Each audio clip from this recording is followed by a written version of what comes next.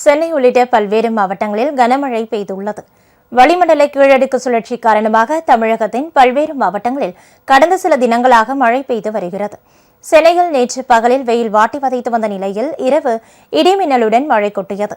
திருவள்ளூர் மாவட்டம் திருத்தணி மற்றும் சுற்றுவட்டார பகுதிகளான திருவாலங்காடு, ஆர்கேபேட்டை, பள்ளிப்பட்டு உள்ளிட்ட பகுதிகளில் இரவு 1 மணி நேரத்திற்கும் மேலாக சூறைக்காற்றுடன் கனமழை கொட்டியது. இதனால் சாலைகளில் மழைநீர் பெருக்கெடுத்து ஓடியது. மழைநீருடன் கழிவுநீரும் கலந்ததால் பொதுமக்கள் மற்றும் வாகன ஓட்டிகள் மிகுந்த சிரமத்திற்கு ஆளாகினர். உடனடியாக கழிவுநீர் கால்வாயை சீரமைக்க வேண்டும் எனவும் கோரிக்கை விடுத்துள்ளனர்.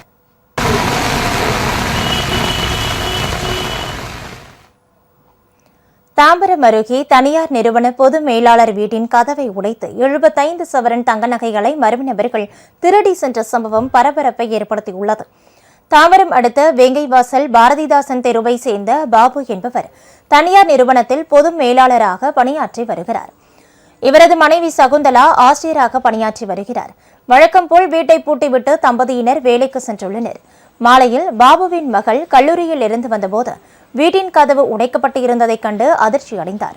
உள்ளே சென்று பார்த்தபோது பீரோவில் வைக்கப்பட்டிருந்த 75 சவரன் தங்க நகைகள் கொள்ளையடிக்கப்பட்டது தெரியவந்தது.